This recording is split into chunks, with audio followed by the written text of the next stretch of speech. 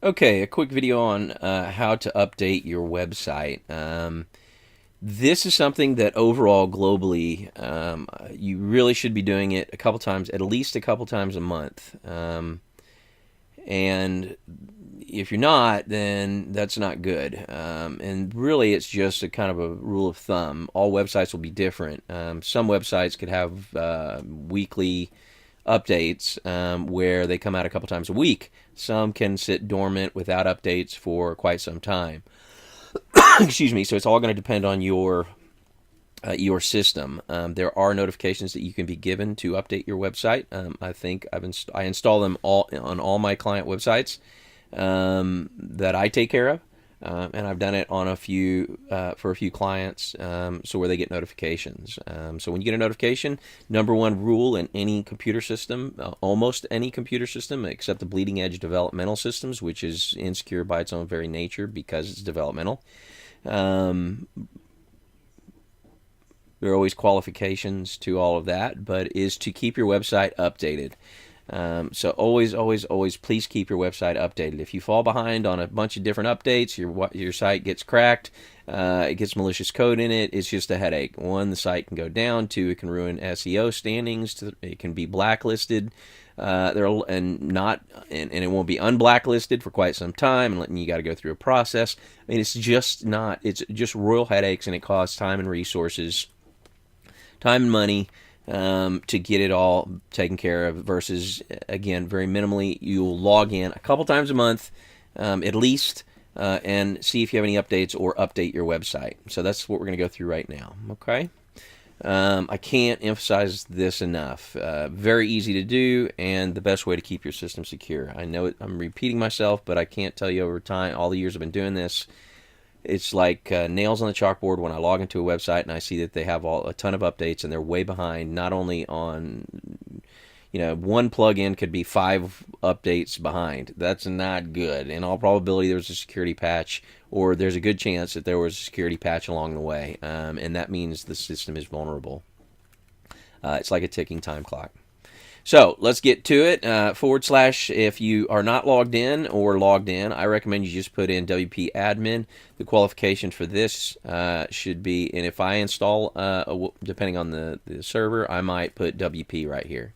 But having said that, you should know how to log into your website. If you don't know how to log into your website, we probably have a bigger problem, and you really need to have someone else manage your website.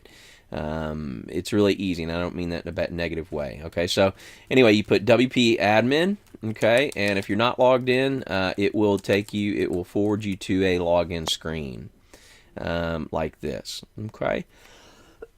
Excuse me. Enter your information, or it should be saved in your browser. You may not have this proved to humanity. That's on there now on this particular website. But if you do the math or whatever, any kind of CAPTCHA or security there might be here, and then just click login. This will take you to your dashboard. Where you can, in this primary menu area, see the updates button, and you'll go there, or you can click up here as well. You get there multiple ways. You can actually update through the plugins as well, or the themes. What we're going to do, though, and this will look a little different for everyone, but it doesn't matter. It may be crowded over here on the left with different plugins and different things that are here for your particular setup, but you just go to dashboard, and then you go to updates.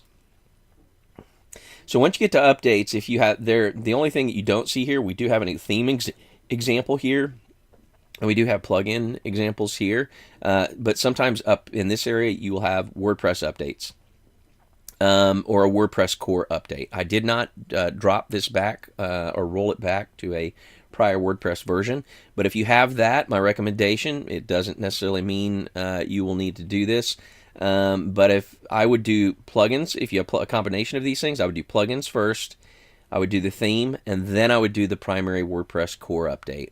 And there's reasoning behind that, but in all probability, it's going to work just fine. But I do recommend that you do that. So if you see WordPress up here, a core update, and other updates down here, do these ones down here, and then do your core update. Because what you'll find is after you do the core update, after you've updated these, done the core update, they may turn right back around and update it to the core. And not jumping versions is important in its own right. In all probability, again, it's going to work just fine, but I recommend you do that. And don't let that confuse you. So you go to your updates. You come here, you see what you got. You can individually update them individually. You can click it and go update and do each one individually. If you've been keeping up with your updates, I don't think you really need to do that. You just highlight all of them, select all, update plugins, and boom, there it goes. It's starting to update. And then when it's updating, you'll just go over here and you'll return to the updates panel right here. So return to Windows Update page. And then we're going to do our theme. Okay. And if you probably working with me, you have a custom theme, you won't really have to update themes. And if you have extra or additional themes in there that you're not using, or for this matter, plugins, get rid of them. It's just more overhead that you don't need. If you're not going to use something, get rid of it. Keep things organized and clean. It will help you. And I could expand on that, but let's keep it simple. So, update the theme 2015. This is a Teach Me site, so I have a bunch of different things in here on appearance and the themes. So, regardless, that's the process. Very, very simple to do. Return to WordPress updates. There are no more updates. We should be good to go. I would recommend you do take another step if you're interested. I get used to this, so there are only certain times or certain plugins that I want to check this out.